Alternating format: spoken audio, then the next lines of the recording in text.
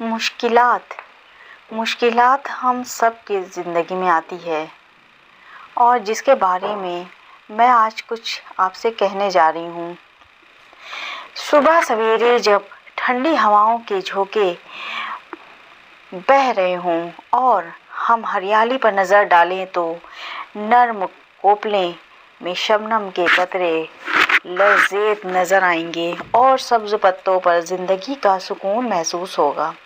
لیکن چند گھنٹوں کے بعد سورج کی آگ برساتی کرنیں جب کوپلوں پر پڑیں گی تو وہ شبنم کے قطرے غائب ہو جائیں گے اور پتوں پر شاداب محسوس نہ ہوگی جو دیکھنے والوں کو راحت پہنچا رہی تھی۔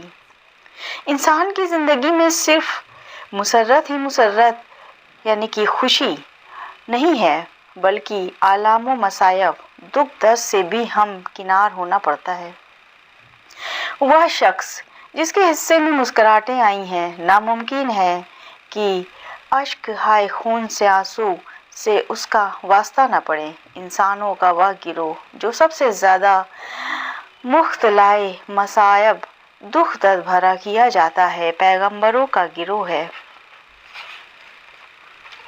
انسان کی زندگی میں پیش آنے والا ہر حادثہ اس کی سوئی ہوئی خوبیوں کے لیے سامان بیداری ہو جاتا ہے اور کچھ نیا سبق دے جاتا ہے۔ عام طور پر مشکلات پر قابو پانے کے لیے ہم صحیح قدم نہیں اٹھا پاتے۔ زیادہ تر لوگ ایسے ہیں جو کہ اپنی تدابیر اور قوت بازو پر بھروسہ کرتے ہیں اور کچھ ایسے لوگ ہیں جو تمام سرگرمیوں سے بے نیاز ہو کر صرف دعاؤں کا سہارا تلاش کرتے ہیں۔ دونوں صورتوں میں نہ تو قانون فطرت سے اور نہ ہی شریعت میں ہی کوئی گنجائش ہے۔ سرخر کائنات رسول اللہ صلی اللہ علیہ وسلم جنگ بدر کے موقع پر اہل ایمان کی بے سروں سامان چھوٹی سی فوج لے کر مشرکین کی ٹڈی دل لشکر کے سامنے لا کر کھڑا کرتے ہیں۔ جب لڑائی شروع ہو جاتی ہے اور صحابہ کرام اپنی ناکافی طاقت اور اسلحے کے ساتھ مصروف جنگ ہو جاتے ہیں تو آپ حضور صاحب اللہ کی بارگاہ میں سجدہ ریز ہو کر فتح اور کامرانی کی دعا مانگتے ہیں۔ آنکھوں سے آنسو اور زبان سے یہ کلمات جاری ہے: اے پروردگار عالم، اپنے بے سرو سامان بندوں کی مدد فرما، فتح کا وعدہ پورا کر۔ تیرے پرستاروں کی یہ جماعت اگر نہ پیدا ہو گئی تو زمین پر تیرا کوئی نام لیوا باقی نہ رہے گا۔ دعا سے فارغ ہو کر میدان میں تشریف لے جاتے ہیں۔ حق کے مقابلے باطل کی ہار ہوتی ہے۔ اللہ کے پیغمبر صرف دعاؤں کا ہی سہارا لے سکتے تھے لیکن آپ کو بھی جدوجہد کے تمام مراحل سے گزرنا پڑا۔